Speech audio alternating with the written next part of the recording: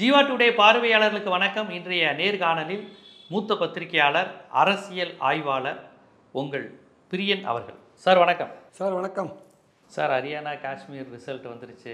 ரெண்டுலேயும் அப்படியே காங்கிரஸ் கூட்டணி பிச்சுக்கிட்டு வந்துருங்கிற மாதிரி தான் தேர்தல் கணிப்புகள்லாம் பலரும் சொன்னாங்க. ஈவன் வட இந்திய ஊடகங்கள் கூட அப்படி தான் சொன்னாங்க. ஆனால் பார்த்தீங்கன்னா ஹரியானாவில் காங்கிரஸால் வெற்றி பெற முடியலை. பாஜக 3வது முறையாக ஆட்சி அப்படிங்கிறது மிகப்பெரிய விஷயம். ஒரு 10 ஆண்டு கால அதிருப்தி இருக்கும் ஒரு ஆட்சியாளர்கள் மீது. அதை தாண்டியும் பாஜக வெற்றி பெற்றிருக்கிறது. இதை நம்ம எப்படி புரிஞ்சுக்கிறது, எப்படி பார்க்கணும்? கண்டிப்பாக நம்ம இந்த எக்ஸிட் போல்ஸ்லாம் பார்த்துட்டு பெரும்பான்மையான எக்ஸிட் போல்ஸ் காங்கிரஸ் ஹரியானாவில் வரும்ன்ட்டு கணிப்பு சொன்னாங்க ஆக்சுவலாக. அதே மாதிரி காஷ்மீரை பொறுத்த மட்டும் தொங்கு சட்டமன்றம் பாசிபிள் அப்படின்னு சில கருத்து கணிப்புகள்லாம் சொன்னதை பார்த்தோம் நம்ம.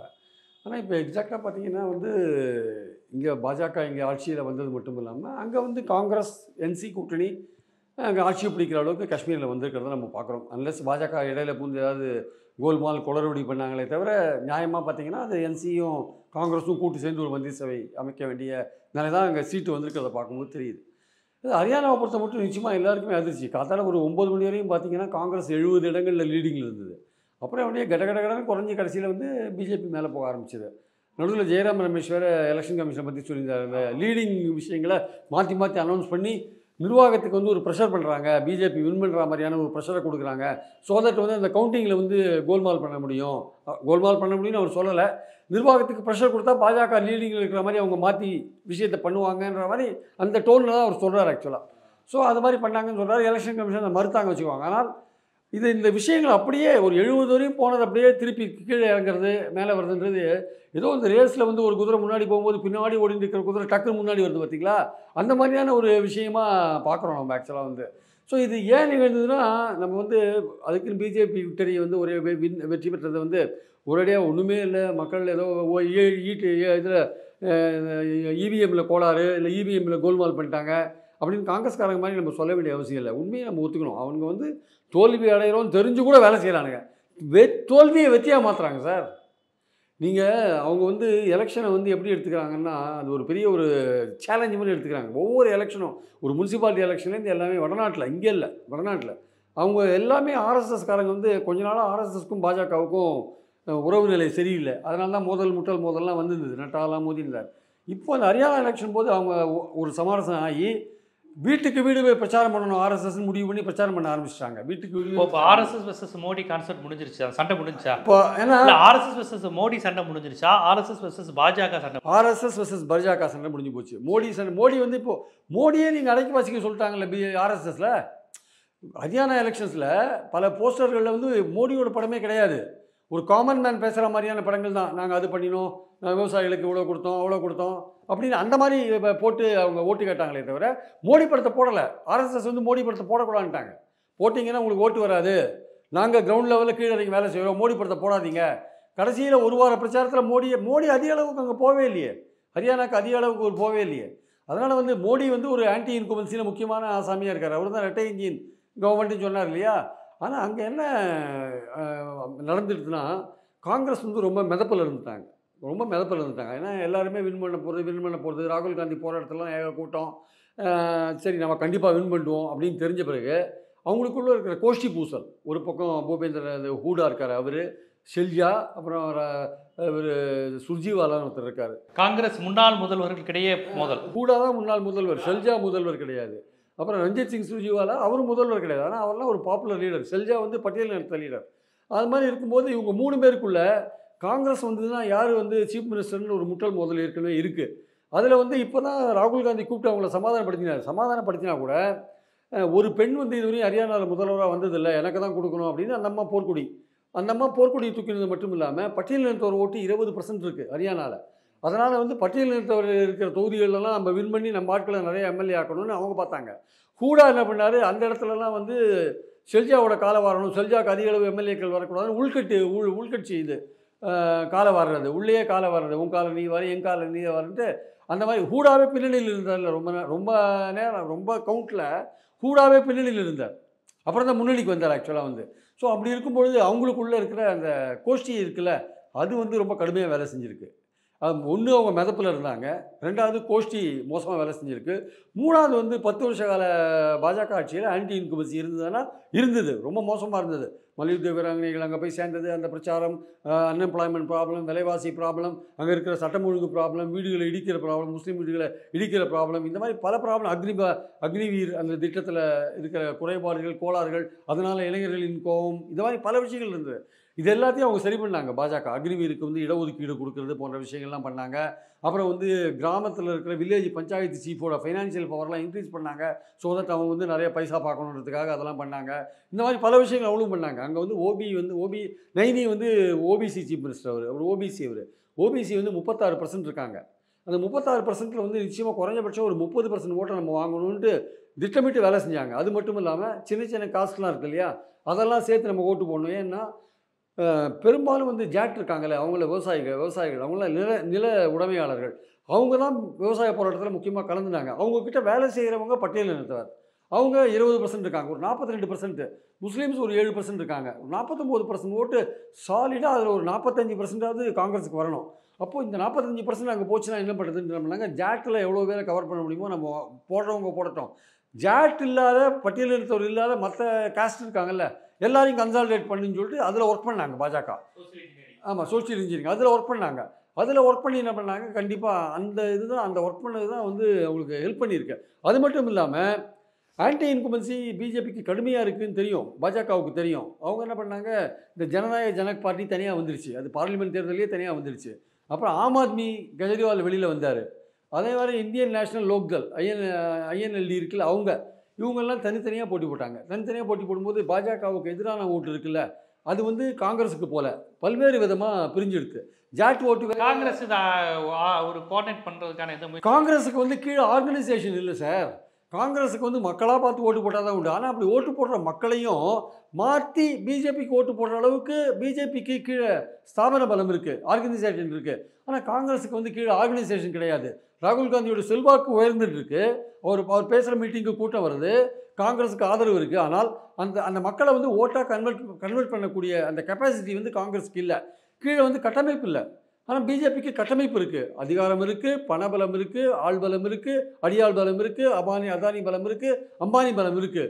இத்தனை பலத்தையும் வச்சு நம்ம ஃபைட் பண்ணுறான் சார். தேர்தல்னு வந்துட்டா பாஜக வந்து அசுரனாக மாறிடுறான். தேர்தல் வந்துட்டா பாஜக அசுரன் தான். அவனை நீங்கள் பீட் பண்ணுறதுனா நீங்கள் நிறைய ஸ்ட்ராட்டஜி பண்ணணும். இந்த மாதிரி நான் போய் பேசினேன், 10,000 பேர் திரண்டாங்க, 10,000 பேர் திரண்டாங்க, மக்கள் வந்து பிஜேபிக்கு எதிராக இருக்காங்க, வேலையில்லா திண்டாட்டம் அதிகமாக இருக்குது, இதெல்லாம் போராது. இதையும் தாண்டி நீங்கள் வேலை செய்யணும். வேலை செஞ்சால் தான் பாஜகவை நீங்கள் தோக்கடிக்க முடியும். வடநாட்டில் அந்த அளவுக்கு ஊறி போயிருக்கு இந்துத்துவா. அங்கே ஆர்எஸ்எஸ் வீட்டுக்கு வீடு வேலை செய்கிறான். அதிருப்தி பல இருந்தால் கூட அல்டிமேட்டாக இந்து அப்படின்ற இடத்துல கன்சால்டேட் பண்ணுறாங்க அவங்க. அந்த கன்சால்டேட் பண்ணுற இடத்த நீங்கள் எந்த இடத்துல அவனை குறி வச்சு நீங்கள் அவனை ஓரங்கட்டுவீங்க அவனை? அதுக்கு காங்கிரஸ்ட்ட பல ஸ்ட்ராட்டஜி வேணும். அப்போது நீங்கள் கிரவுண்ட் லெவலில் வில்லேஜ் பை வில்லேஜ் உங்களுக்கு ஆர்கனைசேஷன் வேணும். ஒரு வில்லேஜில் 10 பேராவது உங்களுக்கு உழைக்கணும், ஒரு வில்லேஜில் 10 பேராவது இந்துத்துவ எடுத்து பேசுறதுக்கு ஆள் இருக்கணும். இதெல்லாம் நீங்கள் எப்போ பண்ண போகிறீங்க? உங்கள் ராகுல் காந்திக்கு பேர் வரும், புகழ் வரும், எல்லாம் வரும். ஆனால் ஓட்டு கன்வெர்ட் ஆகுமா? அவன் சோஷியல் இன்ஜினியரிங் மக்களை பழக்கலாம் காங்கிரஸ், அவன் கரெக்டாக ஜாதிகளை பிளந்து அவன் கரெக்டாக ஓட்டு வாங்குறான். இவங்க வந்து மக்களை பழக்கலாம் இவங்க மேலே சுமத்திட்டு அவன் மக்களை பழக்கிறான். அவன் கரெக்டாக ஜாதிகளை பிளந்து அந்த சோஷியல் இன்ஜினியரிங் ஒர்க் பண்ணுறான் கரெக்டாக, அதை ஓட்டு வாங்கிட்டு போயிட்டான். ஸோ அவனுடைய உழைப்பை நம்ம குறை சொல்லவே முடியாது. தேர்தலில் எப்படியாவது வெற்றி பெறணும். அதாவது ஏதோ ஒரு பழமொழி சொல்கிற மாதிரி போர்லையும் காதல்லையும் எல்லாமே நியாயம்தான்றாங்க பார்த்தீங்களா?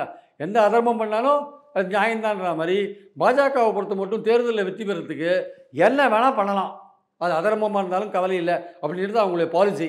அதுக்கேற்றபடி அவங்க ஐடியாலஜி ஒர்க் பண்ணுது, அதுக்கேற்றபடி மன ரீதியாக கன்சால்டேஷன் ஒர்க் பண்ணுது, அதுக்கேற்றபடி அவங்ககிட்ட பணம் இருக்குது, அதுக்கேற்றபடி அதிகாரம் இருக்குது. காங்கிரஸில் வந்து தலைவர்களுக்கு செல்வாக்கு இருக்குது, தலைவர்களுக்கு வளருது, பாஜக மேலே விருப்பு மக்களுக்கு இருக்குது, ஆனால் ஓட்டாக கன்வெர்ட் ஆக மாட்டேங்குது. அதுதான் விஷயம். ஸோ இதெல்லாம் தாண்டி ஏதோ ஒரு விஷயம் பாஜகவை தோக்கடிக்கிறதுக்கு காங்கிரஸ் பண்ண வேண்டியிருக்கு. மல்யுத்த வீராங்கனை இஷ்யூலாம் பெரிய லெவலில் எடுப்படலையா? பெரிய லெவலில் எதுப்படலையா? அந்த மாதிரி பின்னணியில் இருந்து அப்புறம் தான் முன்னாடிக்கு வந்து 6,000 ஓட்டு வித்தியாசம் ஜெயிச்சிருக்காங்க. அது அங்கே காஸ்ட் சோஷியல் இன்ஜினியரிங் பண்ணும்பொழுது ஜாதி ரீதியாக நீங்கள் மக்களை பழக்கும் போது அது வந்து அவங்களுக்கு ஒர்க் அவுட் ஆக மாட்டேங்குது. அவங்க இருந்தால் கூட ஒர்க் அவுட் ஆக மாட்டேங்குது. அதெல்லாம் எடுபடலைன்றதான் உண்மை. 31லேருந்து 38 வந்திருக்கீங்க. போன வாட்டி எலெக்ஷனில் 31, இந்த வாட்டி 38, 40 இருந்த பிஜேபி இந்த வாட்டி 48, 50 வந்து தான் போட்டுருக்கு, 50 52 கூட வந்து தான் நினைக்கிறேன். அப்படி இருக்கும்போது போன வாட்டியாவது கூட்டணியோட சப்போர்ட்டில் இருந்தான், இந்த வாட்டி கூட்டணியிலேயே கவர்மெண்ட் வரான் சார் அவன் பிஜேபி. அப்போது நம்ம பிஜேபி வந்து தோக்குற நிலையில் இருந்த ஒரு பார்ட்டியை ஜெயிக்கிற நிலைக்கு கொண்டு போகிற அளவுக்கு அவன் வேலை செய்கிறான்னா, இப்போ காங்கிரஸ் வந்து மக்கள் ஆதரவு இருந்தும் அவன் தோக்குறான் அப்படின்னா எங்கே பிரச்சனை இருக்குதுன்னு காங்கிரஸ் ஆராய வேண்டாமா? நிச்சயமாக காங்கிரஸ் தானே ஒரு இன்ட்ரெஸ்ட் பிரச்சனை சொல்கிறாங்க. பேக்வர்ட் கிளாஸ் ஓட்டை இன்னும் இருக்குல்ல காங்கிரஸ். பேக்வர்ட் கிளாஸ் ஓட்டே அவங்க நைனி, அந்த பிஜேபி சீஃப் மினிஸ்டர் நைனி வந்து பிசி, அவர் ஓரளவுக்கு அதை ஒர்க் பண்ணியிருக்காரு, கரெக்டாக ஒர்க் பண்ணி ஓட்டை வாங்கியிருக்காரு.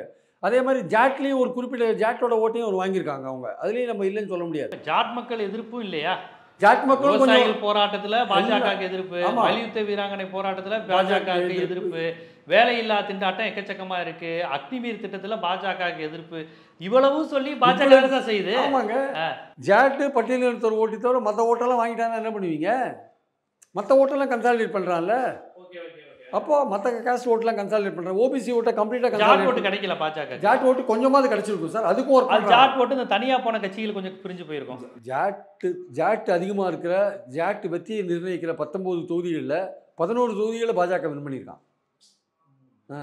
அது எப்படி நடந்தது? அப்போ ஜாட்டும் அவனுக்கு ஓட்டு போட்டிருக்கான். அப்போ ஏதோ ஒரு வகையில் ஜாட்டை வந்து கவர் பண்ணி, பிஜேபிலையும் ஜாட் லீடர்ஸ் இருக்காங்கல்ல, பிஜேபிலையும் ஜாட் லீடர்ஸ்லாம் இருப்பாங்க இல்லையா, அவங்க கீழ் லெவலில் வேலை செய்வாங்க இல்லையா.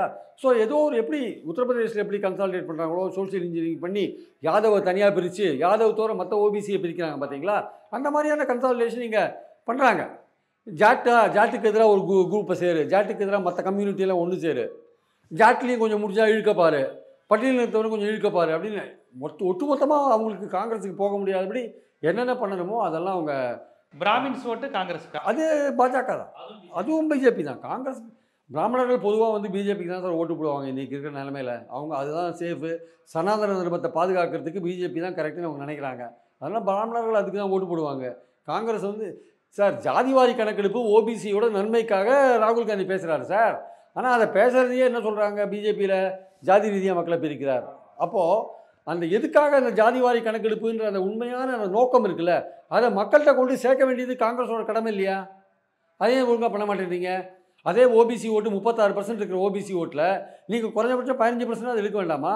ஜாதிவாரி கணக்கெடுப்பு உங்கள் நன்மைக்காக தான் பண்ணுறோம், ஏன் உங்கள் நன்மைக்காக பண்ணுறோம், உங்களுக்கு இதனால் என்ன நன்மை வரும், அதெல்லாம் சொல்லி ஓட்டு கேட்க வேண்டாமா? வெறும் ராகுல் காந்தி பேசினா போகிறோமா? கீழ் லெவலில் காங்கிரஸ்காரங்ககிட்ட ஒரு மிதப்பு வந்துருச்சு, நம்ம எப்படி வின் பண்ண போகிறோம். அந்த கோஷ்டி தலைவர்கள் மத்தியில் யார் தலைவர் சிஎம்னு போட்டி, இந்த போட்டிக்கு நடுவில் பிஜேபிக்கு எதிரான ஓட்டு 4ஆக பிரிஞ்சு போச்சு. அந்த பிரிஞ்சதில் காங்கிரஸ் அடி வாங்கிச்சு. சோஷியல் இன்ஜினியரிங் பண்ணி அவன் ஜாட்டுக்கு எதிரான ஜாதியை கன்சாலிடேட் பண்ணால் வின் பண்ணினான். அதிகாரம் பணபலம் எல்லாமே சேர்ந்து அவங்களுக்கு உதவியாக இருந்தது. அவன் சின்சியராக ஆர்எஸ்எஸ் வீட்டுக்கு வீடு ஒர்க் பண்ணால் ஜெயித்தான். இப்போ வினேஷ் போகத் வந்து மல்யுத்தத்தில் இருந்தார், மல்யுத்தத்தை நாசம் பண்ணிட்டாரு, இப்போ காங்கிரஸுக்கு போயிருக்காரு, காங்கிரஸையும் நாசம் பண்ணிடுவார்னு பிரிஜ் பூஷன் ஒரு கமெண்ட் பாஸ் பண்ணியிருக்காரு. இதெல்லாம் வந்து வினீத்தை வந்து விமர்சனம் பண்ணுறதுக்கு வேணால் உதவுமே தவிர இது வந்து உண்மையான ஒரு விமர்சனமாக நம்ம எடுத்துக்க முடியாது. அவருக்கு அவங்க மேலே கோபம் இருக்குது. ஏன்னா அவங்க தானே இவர் மேலே புகார்லாம் கொடுத்து எல்லாம் பண்ணாங்க, போலீஸ் கம்ப்ளைண்ட்லாம் கொடுத்தாங்க. அதனால் இவருக்கு கோபம். அதனால தானே இவருக்கு எம்பி சீட் கிடைக்கல, இவர் பையனுக்கு எம்பி சீட் கொடுத்தாங்க பிஜேபியில். அதனால் அவருக்கு கோபம் அவருக்கு ஆக்சுவலாக. அதனால் அவர் பேசுகிறாரு. இதெல்லாம் ஒரு சென்டிமெண்ட்டு சார். இந்த சென்டிமெண்ட்லாம் வந்து பாஜகவுக்கு வேணால் ஒத்துவருமே தவிர இப்போ அடுத்த எலெக்ஷனில் ஜெயிச்சிட்டாங்கன்னா என்ன சொல்லுவார் பிரிஜ் பூஷன்? வர ஏதோ ஒரு எலெக்ஷனில் அடுத்த வர எலெக்ஷனில் ஜெயிக்கிறாங்க, மறுபடியும் காங்கிரஸ் வராங்க வச்சுக்கோங்க, இன்னும் 5 வருஷம் கழிச்சு, அப்போ என்ன சொல்கிறார் பிரிஜ்பூஷன்? பாயிண்ட் அது கிடையாது. இவ்வளவு பிரச்சனைகள் இருக்குது, அதனால் காங்கிரஸ் தோற்றுது. காங்கிரஸ் ஆர்கனைசேஷனாக வீக்காக இருக்குது, லீடர்ஷிப்பில் நல்லா இருக்குது, ஆர்கனைசேஷன் வீக்காக இருக்குது. மெசேஜை கம்யூனிகேட் பண்ண முடியல, மக்களோட ஆதரவை ஓட்டாக கன்வெர்ட் பண்ண முடியல. அதுதான் முக்கியமான பாயிண்ட்டு. அவங்க பண்ண சோஷியல் இன்ஜினியரிங்கே நீங்கள் பண்ணலை, அவ்வளோதான் விஷயம், வேறு ஒன்றும் கிடையாது. அவங்க பண்ணுற காங்கிரஸில் வந்து கோஷ்டி பூசல் பெரிய தலைவலி, இது எல்லா மாநிலத்திலையும் இருக்குது. அதை வந்து ராகுல் காந்தி வந்து அதை கண்ட்ரோல் பண்ணலைன்னா எதிர்கால காங்கிரஸ் ரொம்ப மோசமாக போயிடும். ஆக்சுவலாக எல்லா ஸ்டேட்லேயும் இந்த கோஷ்டி பூசல் இருக்குது. இப்போ பாருங்கள், காங்கிரஸ் வந்து அதுதான் இன்றைக்கி நேஷனல் லெவலில் பாஜகவுக்கு எதிராக இருக்கிற ஒரே கட்சி சார். மோடிக்கு எதிராக இருக்கிற ஒரே பெரிய லீடர் வந்து ராகுல் காந்தி தான், அதில் எந்த விதமான சந்தேகமும் கிடையாது. ஆனால் நீங்கள் எலெக்ஷனில் தோற்றிங்கன்னா உங்களுடைய செல்வாக்கு இறங்கிறதுக்கான வாய்ப்புகள் இருக்குது. இப்போ அடுத்தது மகாராஷ்டிரா எலெக்ஷன் வருது, அங்கே நீங்கள் வின் பண்ணி ஆனோம். ஹரியானாவில் வின் பண்ணியிருந்தீங்கன்னா அது வின் பண்ணுறது ஈஸியாக இருந்திருக்கும். இப்போ அங்கே ஒரு பிரச்சனை இருக்குல்ல, அதில் எப்படி நீங்கள் சமாளிக்க போகிறீங்க? அங்கே உத்தவ் தாக்கரே, சரத் பவார் இவங்களோட சேர்ந்து நீங்கள் போட்டி போடணும். அங்கே அவங்க பலமாக இருக்காங்க, மகாராஷ்டிரா பெரிய ஸ்டேட்டு. அப்போ இங்கே வின் பண்ணியிருந்தீங்கன்னா அங்கே ஒரு கெத்தாக நீங்கள் போயிருக்கலாம். இப்போ நீங்கள் தோற்றுட்டீங்க, பாஜக அங்கே கெத்தாக போய் இறங்குவாங்க. அங்கே வந்து அஜித் பவார், ஷிண்டே, பிஜேபி 3 பேரும் கூட்டணி இருந்தால் கூட அஜித் பவார் கொஞ்சம் அதிருப்தியில் இருக்கார். அவர் வெளில வந்தாலும் வருவார், சொல்ல முடியாது. அவர் வெளில வந்தாருன்னா எங்கே போகிற சொல்ல முடியாது, தனியாக நின்று ஓட்டை பிரிப்பார சொல்ல முடியாது. அதனால் இவங்க உத்தவ் தாக்கரே சீஃப் மினிஸ்டர் கேண்டிடேட்டாக காங்கிரஸ் ஒத்துக்கணும், அனௌன்ஸ் பண்ணணும். அஜித் பவார் அதுக்கு உத்தவ் தாக்கரே ஒத்துக்கிறதுல அங்கே இந்தியா அலைன்ஸில் ஒரு பிரச்சனையும் இல்லைன்னு இருக்கிற மாதிரி தெரியல. கிட்டத்தட்ட உத்தவ் தாக்கரே தான் முதலமைச்சர் வேட்பாளர்னு அறிவிக்க போகிற நேரத்தில் தான் இவங்க தேர்தலை தள்ளி வச்சாங்க. தேர்தல் கமிஷன் ஆமாம் மகாராஷ்டிராவுக்கு அங்கே ஃபெஸ்டிவல் மழை சீசன் சொல்லி ஏதோ தள்ளி வச்சாங்க. ஸோ அங்கேயும் ஜார்க்கண்ட்லேயும் ஒன்றா நடக்குங்க இப்போ எலெக்ஷனு. அப்போ மகாராஷ்டிராவில் வந்து நீங்கள் வந்து அங்கேயும் இதே மாதிரி பிரச்சனைகள் தான், விலைவாசி, வேலையில்லா திண்டாட்டம், சிவாஜி சில கீழே விழுந்தது உட்பட அங்கே ஒரு பெரிய பிரச்சனை ஓடிட்டுருக்கு. அதனால் ஆனால் இவங்களும் பவர்ஃபுல்லாக இருக்காங்க. ஏன்னா வந்து பார்லிமெண்ட் எலெக்ஷனில் இவங்க தான் அதிகமான இடங்களில் வின் பண்ணாங்க. யார்? இந்தியா கூட்டணி தான் அதிகமான இடங்களில் வின் பண்ணாங்க. இவங்க வந்து ரொம்ப குறைவான இடங்களில் தான் வின் பண்ணாங்க. ஸோ வெற்றிவா ஹரியானாலே பார்த்தீங்கன்னா போன பார்லிமெண்ட் தேர்தலில் 5 காங்கிரஸ் 5 பிஜேபி. அப்படி பார்த்தீங்கன்னா கூட ஒரு ஈக்குவல் டஃப் ஃபைட் கொடுத்து ஒரு 40-40 45-45 அந்த மாதிரி வந்திருக்கலாம். ஆனால் வர முடியல பாருங்கள், காங்கிரஸ் கொஞ்சம் குறைஞ்சி போச்சு. ஸோ ஏதோ ஒரு விதத்தில் காங்கிரஸ் வந்து பலவீனமாக இருக்குது. அந்த பலவீனமாக இருக்கிற இடம் எதுன்னு பார்த்தீங்கன்னா அவங்க ஆர்கனைசேஷன், அவங்க கோஷ்டி சண்டை, அதுதான் அவங்களுக்கு வந்து ஒரு வீக்னஸாக இருக்குது ஆக்சுவலாக. சரி, ஹரியானா ஒரு பக்கம் இருக்கட்டும், காஷ்மீரில் இந்தியா கூட்டணி வெற்றி அப்படிங்கிற ஒரு செய்தி வந்தால் கூட இப்போ இங்கே கூட ஆம் ஆத்மி நீங்கள் காங்கிரஸினுடைய தோல்விக்கு சார் எல்லா ஆன்டி பிஜேபி வேவ் இருந்தும் ஜாட் ஓட்டை தனியாக ஒரு சின்ன கட்சி பிரிச்சிருச்சு, ஆம் ஆத்மி சேர்ந்து நிற்கலை, இந்த மாதிரி நிறைய விஷயங்கள் சொன்னீங்க. அலைன்ஸ் பார்ட்டி, லோக் ஜனதள், இந்த மாதிரி பிஜேபியை திட்டுறான் ஆனால் தனியாக நிற்கிறான், இதெல்லாம் கூட ஒரு ஃபேக்டர்ஸாக சொல்லிட்டீங்க. காஷ்மீரில் இந்தியா அலைன்ஸ் ஜெயிச்சிருக்கக்கூடிய வெறும் 6 சீட்டு தான் சார் காங்கிரஸ் ஜெயிச்சிருக்கு. அங்கே பிஜேபி ஜெயிக்கலையே, மேஜிக் நம்பர் உங்களுக்கு தான் கிடச்சிருக்கு, அலைன்ஸுக்கு தான் கிடச்சிருக்கு. ஆனால் அங்கே கூட பாஜகவுடைய ஓட் பர்சன்டேஜையும் காங்கிரஸுடைய ஓட் பர்சன்டேஜையும் பார்த்தீங்கன்னா பாஜக தான் கூட இருக்குது.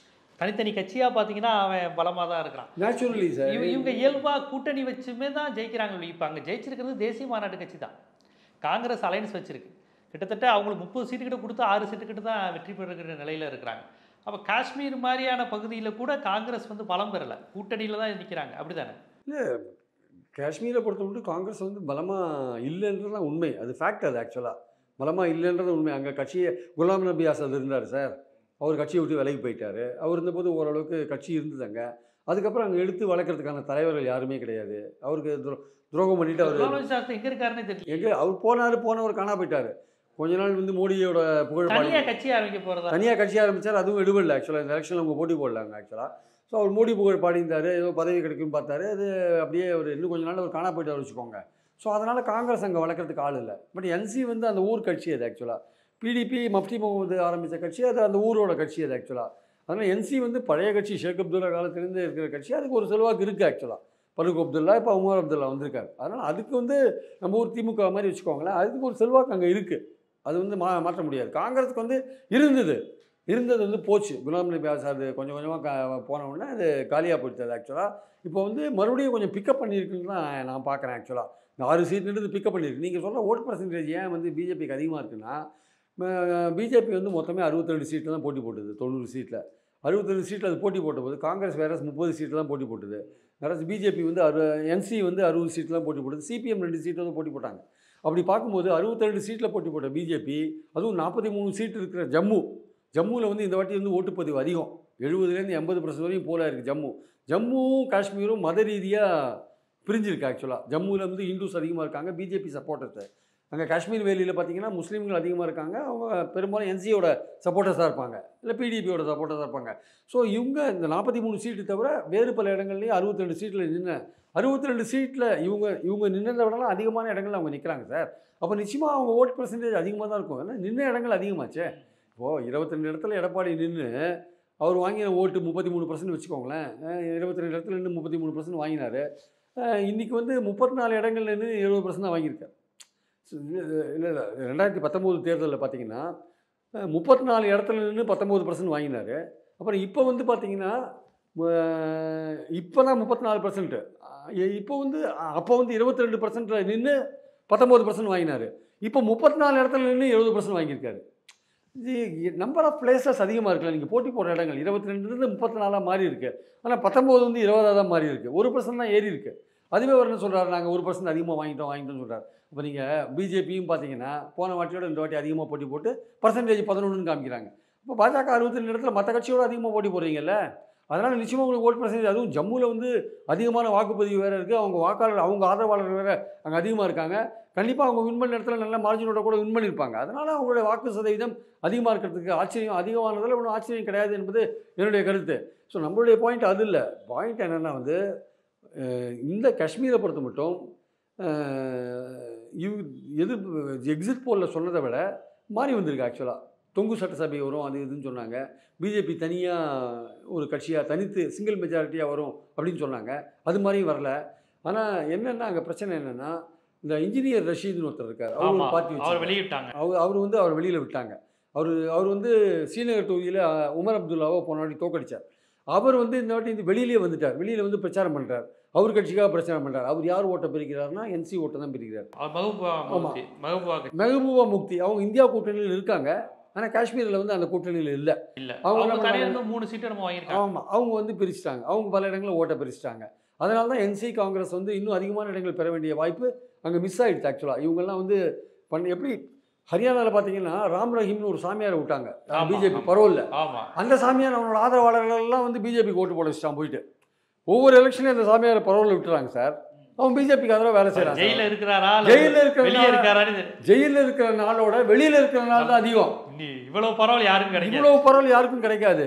இந்த வாட்டி யாரோ எழுதியிருந்தாங்க, பரவல் இவ்வளவு பரவல் யாரும் கிடையாது. எலெக்ஷன் வரும்போதெல்லாம் வெளில வந்துடுறான் அவன்.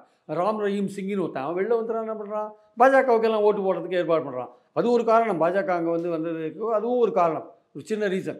ஸோ அப்படி இருக்கும்போது காஷ்மீரில் பார்த்தீங்கன்னா அங்கே வந்து 370 பேஸ் பண்ணி தான் வந்து எலெக்ஷன்ஸே நடந்தது. ஆக்சுவலாக என்சி என்ன சொன்னாங்க, நாங்கள் மீண்டும் ஆட்சிக்கு வந்தால் 370 கொண்டு வருவோம் அப்படின்னாங்க. காங்கிரஸ் ரொம்ப கேர்ஃபுல்லாக 370 பற்றி ஒன்றுமே கமிட் பண்ணல. நாங்கள் ஆட்சிக்கு வந்தால் யூனியன் டெரிட்டரியை வந்து மாநிலமாக மாற்றுவோம் அப்படின்னு சொன்னாங்க. அது பற்றி வேறு எதுவும் சொல்லலை. பிடிபியும் வந்து நாங்கள் 370 கொண்டு வருவோம்னு சொன்னாங்க. கிட்டத்தட்ட அங்கே நடந்த எலெக்ஷன் காங்கிரஸ் 370 கொண்டு வருவோம்னு உறுதி அவங்க கொண்டு வருவோம்னு சொல்ல சார். அவங்க நாங்கள் மாநில அந்தஸ்து கொண்டு வருவோம் தான் சொன்னாங்க. 370 பற்றி அவங்க பேசவே இல்லை. அது வந்து சுப்ரீம் கோர்ட் முடிவு பண்ணுறதுனால அவங்க அதை பற்றி ஒன்றுமே பேசவே இல்லை. அவங்க பேசாமல் என்னன்னாலும் காஷ்மீருடைய மாநில உணர்வுடன் பேசுறது பிடிபியும் நேஷனல் பார்ட்டி தான். அவங்க தான் இவங்க வந்து ஏன்னா 370 வந்து கொண்டாடணுன்றது தான் காஷ்மீர் மக்களுடைய எண்ணம் ஆக்சுவலாக. ஆனால் காங்கிரஸ் வந்து அந்த விஷயத்தை வந்து ரொம்ப கண்டுக்காத அப்படியே நைஸாக ஒதுங்கி போயிட்டாங்க. மாநில அந்தஸ்து கொடுப்போன்னு மட்டும் பேசினாங்க. ஏன்னா 370 சொன்னால் ஜம்முவில் ஹிந்துஸ் ஓட்டு கிடைக்காது. ஜம்முவில் ஹிந்துஸ் ஓட்டு இவங்களுக்கு கிடைக்காது. என்சிக்கு அதை பற்றி கவலை இல்லை. என்சி வந்து மலைப்பகுதிகளில் இருக்கிற 47 சீட்டில் அவங்க பார்த்துப்பாங்க. அந்த சீட்டில் நம்ம மெஜாரிட்டி பார்த்துக்கலான்ட்டு. ஆனால் அதே சமயம் ஜம்முவில் அவங்களுக்கு எதுவும் கிடைக்காது. ஜம்முவில் காஷ்மீரில் பாருங்கள், பிஜேபி ஒரு இடத்துல கூட வரல. அவங்க ஆதரவாளர்கள்லாம் இண்டிபெண்டெலாம் நின்றாங்க, ஒருத்தருமே வரலாங்க ஆக்சுவலாக. ஸோ இந்த மாதிரி இருக்கும்போது 370 வந்து மையமாக வச்சு தான் அந்த எலெக்ஷன்ஸ் போச்சு. 370க்கான ரெஃபரண்டம் கூட வச்சுக்கலாம். அப்போது ஜம்முலையாவது பாஜகவுக்கு முழு ஆதரவு கிடச்சிருக்கணும். அங்கே ஜம்முவில் 43 சீட் இருக்குது. 10 மாவட்டங்களில் 43 சீட் இருக்குது. சில மாவட்டங்களில் 80% போலாச்சு, 79% போலாச்சு. அப்படி அந்த மாவட்டங்களில் பிஜேபி வாங்கியிருக்கிறது 26-27 சீட் தான் வாங்கியிருக்காங்க. அப்போ 43 சீட்டு 26-27 நீங்கள் வாங்கியிருக்கீங்கன்னா ஜம்முலேயே இங்கே 370 வந்து ஏற்றுக்காதவங்க நீங்கள் எடுத்ததை ஏற்றுக்கலன்னு தானே அர்த்தம். ஜம்முலேயே அங்கேயே நீங்கள் எடுத்தது அந்த ஜம்முவில் இருக்கிற ஹிந்துஸ் ஏற்றுக்கலாம், ஹிந்துஸே ஏற்றுக்கலன்னு தான் அர்த்தம். காஷ்மீர் வேலியில் முஸ்லீம்களுமே பாஜக அடி வாங்கியிருக்குன்னு 43 இடம் இருக்குது சார். மொத்தம் எல்லா இடத்துலையும் போட்டி போடுறீங்க, 26-27 இடத்துல வின் பண்ணுறீங்க. அப்போ மீதி இருக்கிற நீங்கள் 370 எடுத்ததை வந்து அங்கே இருக்கிற இந்துக்கள் ஆதரிக்கலாம் அப்படின்னா நீங்கள் 43 இடத்துல 42 இடமாவது வின் பண்ணுமே. நீங்கள் வின் பண்ணலையே நீங்கள். ஸோ வின் பண்ணலைன்னா என்ன அர்த்தம் அதுக்கு ஆக்சுவலாக? அப்போ அங்கே 370 எதிர்க்கிறதுக்கு அங்கேயே ஆள் இருக்கான்னு தானே அர்த்தம். ஸோ அதனால் வந்து அங்கே மேலே வேலியில் வந்து காஷ்மீர் வேலியில் வந்து இவங்க ஒன்றும் வாங்கலை, பாஜக ஒன்றும் வாங்கலை, அவங்களுக்கு செல்வாக்கு கிடையாது. ஸோ 370 மையமாக வச்சு நடந்த இந்த இதில் வந்து காஷ்மீர் மக்கள் 370 நீங்கள் எடுத்ததை ஒத்துக்கலைன்றது உண்மை. 370 எடுத்ததுக்கப்புறம் தேனும் பாலும் ஓடிச்சு அப்படின்றது பொய். அங்கே வந்து ஒன்றுமே நடக்கலை. இளைஞர்களுக்கு வேலை வாய்ப்பு இல்லை. இந்தியாவிலேயே அதிகமான சதவீதம் வேலை இல்லாமல் இருக்கிற இளைஞர்கள் காஷ்மீரில் தான் இருக்காங்க. தமிழ்நாட்டுக்காரங்களாம் போய் அங்கே லேண்ட் வாங்கிக்கலாம்னாங்க அப்படின்னு சொல்கிறாங்க. எவ்வளோ பேர் லேண்ட் வாங்கிக்கலாம்? அதானி தான் போய் லேண்ட் வாங்கியிருப்பார். ஒரு ஃபேக்ட்ரியாவது வந்துதான்னு கேட்டால் பாஜகக்காரன் பதிலே சொல்ல மாட்டேங்கிறான். ஏன்பா நீங்கள் போன உடனே எல்லாருமே வந்தாங்க, தொழில் தோணினாங்க, எல்லாம் வேலை கிடச்சிருந்தா எத்தனை பேருக்கு வேலை வாய்ப்பு கொடுத்தீங்க? அங்கே 25% வேலை வாய்ப்பு வேலையின்மை அன்எம்ப்ளாய்மெண்ட்டே 25% இருக்குது. தேசிய சராசரியே 6.1 தான் இருக்குது. அங்கே 25% இருக்குன்னா 4 மடங்கு அதிகமாக இருக்குன்னா அங்கே கவர்மெண்ட் வேலை கொடுக்குற ஒரே ஏஜென்சி கவர்மெண்ட் தான். கவர்மெண்ட்டில் ரெக்ரூட்மெண்ட்டே கிடையாது. அப்போ யாருக்கு வேலை கொடுத்தீங்க? எத்தனை ஃபேக்ட்ரி வந்தது? எத்தனை ஃபேக்ட்ரியில் வேலை கொடுத்தீங்கன்னு ஒரு பிஜேபியால் ஒரு பேனலில் கேட்டால், சேனலில் கேட்டால் அவங்க என்ன சொல்கிறாங்க? தமிழ்நாட்டை பற்றி பேச ஆரம்பிக்கிறாங்க. இங்கே 10 லட்சம் இன்வெஸ்ட்மெண்ட் வந்து எவ்வளோ பேருக்கு அங்கே காஷ்மீரில் என்ன நடக்குதுன்னா அதை பற்றி விட்டான். இதை பற்றி பேச ஆரம்பிக்கிறான் உடனே. அவங்களுக்கு பதில் சொல்கிறதுக்கு எதுவுமே கிடையாது. காஷ்மீரில் எவ்வளவோ அக்ரிகல்ச்சர் பேஸ் உள்ள தொழில்கள் எவ்வளவோ நீங்கள் ஆரம்பிக்கலாம். ஆப்பிளை பேஸ் பண்ணி ஆரம்பிக்கலாம். பலவிதமான விஷயங்கள் அங்கே இருக்குது. அக்ரிகல்ச்சர் பேஸ் அங்கே இருக்குது. அதை பேஸ் பண்ணி நீங்கள் நிறைய ஆரம்பிக்கலாம். அதெல்லாம் விட்டு எதுவுமே இன்னும் ஆரம்பிக்காத சூழலில் காஷ்மீரில் பயங்கரவாதம் குறைஞ்சிருத்துட்டீங்க. ஆனால் அங்கே வந்து பயங்கரவாத எண்ணிக்கைகள் குறையும் இல்லை, ஒன்றும் இல்லை, அது பாட்டுக்கு நடந்துன்னு தான் இருக்குது. எல்லாமே வந்து தேனும் பாலும் ஓடுதுன்ற பிக்சரை கொடுத்தாங்க. அங்கே காஷ்மீர் மக்கள் உண்மையான எண்ணத்தை ஜம்மு மக்கள் பிரதிபலிச்சிட்டாங்க. அதாவது பாஜகவுடைய ஆதரவாளராக கருதப்படுகிற ஜம்மு மக்கள். ஏன்னா இந்த பிஜேபி தான் காஷ்மீரை மத ரீதியில் பிரித்து வச்சுருக்கான். அது வந்து காஷ்மீர் முஸ்லீமு, ஜம்மு ஃபுல்லாக ஹிந்து அப்படின்னு வச்சு ஜம்முவில் வந்து டீலிமிட்டேஷன் போட்டு அங்கே இருக்கிற தொகுதிகள் எண்ணிக்கை ஏற்றிட்டான். இவனுக்கு என்னன்னா தொகுதி அதிகப்படுத்திட்டான். 43ல் 40 வந்தால் வச்சுக்கோங்க. 5 பேர் நாமினேட்டட் எம்எல்ஏ. அந்த 5 பேர் லெஃப்டினன்ட் கவர்னர் தான் போடுவார். அந்த 5 வாங்கி 45 ஆக்கி ஒரு இண்டிபெண்டன்ட் பிடிச்சி 8 பிடிச்சி ஆட்சி அமைக்கலாம் அப்படின்ற எண்ணத்தில் தான் இந்த விஷமத்தனம்லாம் பண்ணுறாங்க. ஆனால் அவனுக்கு சரியான ஒரு கூட்டு வச்சுருக்காங்க ஜம்மு மக்கள். 26, 27, அதிகபட்சம் 28 இடங்களில் வின் பண்ணுறாங்க வச்சுக்கோங்க. அது 26 இடங்களும் ஜம்முவில் வின் பண்ணுறாங்க. அப்போ 43 இடங்களை ஏன் குறைஞ்சிங்க? ஜம்மு மக்கள் உங்கள் 370 நீங்கள் எடுத்ததை ஏற்றுக்கலை. ஜம்முவில் இருக்கிற இந்து மக்களே அதை ஏற்றுக்கலை. நீங்கள் ஸ்டேட் ரூட்டை பிடிங்கினதை அவங்க ஏற்றுக்கலை அப்படின்னு தான் ஆகுது ஆக்சுவலாக. ஆனால் இன்னொரு முக்கியமான விஷயம் இருக்குது. ஜம்மு காஷ்மீர்ன்றது பாஜகவுக்கு வெறும் எலெக்ஷன் இஷ்யூ கிடையாது. அது வந்து அவங்க உணர்வுபூர்வமான ஒரு விஷயம் அவங்களுக்கு ஆக்சுவலாக. ஏன்னா அங்கே தான் போய் தீன் தயாள் உபாத்யாய இவர் பாஜகவோட முதல் தலைவர் இவர் ஷியாம் பிரகாஷ் அங்கே தான் போய் ஜெயிலில் இறந்தார். ஸோ அவங்களுக்கு வந்து உணர்வுபூர்வமான ஒரு விஷயம் அது ஆக்சுவலாக. ஆனால் அவங்க அதனால தான் என்ன பண்ணிட்டாங்க, எலெக்ஷனுக்கு முன்னாடி எலெக்ஷன் நடந்துட்டு இருக்கும்போதே அங்கே இருக்கிற போலீஸ் பவர் எல்லா பவரையும் லெஃப்டினன்ட் கவர்னருக்கு ட்ரான்ஸ்ஃபர் பண்ணிட்டாங்க. இப்போ எந்த government national conference Congress government அங்கே போனால் கூட அங்கே ஒன்றுமே வேலைக்கு ஆகாது. கவர்மெண்ட் ஒன்றுமே இயங்காது. லெஃப்டினன்ட் கவர்னர் சைன் பண்ணால் தான் இயங்கும், இல்லாட்டி இயங்காது. சான்ஸ் 5 நியமன உறுப்பினர்கள் அதிகாரம் அப்படியே அதுவும் போடுவாங்க. அதுவும் போட்டால் இன்னும் எண்ணிக்கை ஏறும், பிஜேபியோட எண்ணிக்கை ஏறும். ஆனால் ஆட்சியை பிடிக்கிற அளவுக்கு வருமா தெரியாது. அதாவது கோல்மால் பண்ணால் தான் வரும். அது கோல்மால் பண்ணுவாங்களான்னு தெரியாது. இனிமேல் வெயிட் பண்ணி பார்க்கணும். ஆக்சுவலாக நியாயமாக பார்த்தா என்சியும் காங்கிரஸும் தான் ஆட்சி அமைக்கணுங்க. மெஹபூபா முஃப்தி சப்போர்ட் பண்ணுறதுக்கான வாய்ப்புகள் இருக்குது. அவங்க என்ன டிமாண்ட் வைப்பாங்கன்னு தெரியாது. சப்போர்ட் பண்ணுவாங்க கண்டிப்பாக. ஏன்னா பிஜேபி வரக்கூடாதுல்ல, அதனால் சப்போர்ட் பண்ணுவாங்க. ஆனால் பிஜேபியை பொறுத்த மட்டும் நீங்கள் ஆட்சிக்கு வந்தால் கூட, காங்கிரஸ் ஆட்சிக்கு வந்தால் கூட உங்களால் ஒரு வேலையும் அங்கே செய்ய முடியாது. எல்லா பவரையும் தூக்கி எல்ஜி கையில் கொடுத்துட்டாங்க. எல்ஜி தான் அங்கே எல்லாமே பண்ணுவார். எல்ஜி கைத்து போட்டால் தான் எல்லாமே நடக்கும். ஒரு பியூரை ட்ரான்ஸ்ஃபர் பண்ணுறதுனா கூட எல்ஜி கைத்து போடணும். அதனால தான் பிஜேபியை பொறுத்த மட்டும் நீங்கள் காஷ்மீரில் வந்தாலும் கவலை இல்லை, நீங்கள் வராட்டியும் கவலை இல்லை. ஆட்சி நாங்கள் சென்ட்ரல்லேருந்து எல்ஜி மூலமாக லெஃப்டினன்ட் கவர்னர் மூலம் நாங்கள் தான் நடத்துவோம். உங்களால் ஒன்றுமே பண்ண முடியாது. ஸோ ஹரியானாலையும் வெற்றி, காஷ்மீர்லேயும் அவங்களுக்கு வந்து தோல்வி அடைஞ்சால் கூட அதை அவங்க வெற்றியாக தான் பார்க்குறாங்க. எங்களுக்கு ஒன்றும் பிரச்சனை இல்லை, நீங்கள் வந்துட்டு போ, உங்களை நான் எப்படி சமாளிக்கணுமோ சமாளிக்கிறேன், எங்களுக்கு தெரியும், எங்கள் எல்ஜி மூலமாக நாங்கள் எல்லாம் பண்ணிப்போம். அதனால் காஷ்மீர் தோல்வின்றது பிஜேபிக்கு தோல்வி கிடையாது, உணர்வுபூர்வமான தோல்வி. நடைமுறையில் அது தோல்வி கிடையாது. அவங்களுடைய ஆட்சி தொடர்ந்து அங்கே மத்திய அரசு எல்ஜி மூலமாக அவங்க ஆட்சி தான் அங்கே நடக்கும். கண்டிப்பாக அந்த 2 மாநில தேர்தல், இதுக்கு பின்னணியில் உள்ள அரசியல், தேர்தலுக்கு வெற்றி தோல்விக்கான காரணிகள், இதை பாஜக காங்கிரஸ் எப்படி அணுகியது, மக்கள் எப்படி பார்க்குறாங்க, இது என்ன மாதிரியான தாக்கத்தை ஏற்படுத்துங்கிறத உங்களுடைய பத்திரிகையாளர் அனுபவத்திலிருந்தும் உங்களுடைய பட்டறிவு படிப்பறிவிலிருந்தும் ரொம்ப விரிவாக நம்ம ஜீவா டுடே பார்வையாளர்களுக்கு நுட்பமான புள்ளிகளை தொட்டு காமிச்சிங்க. கரெக்ட்.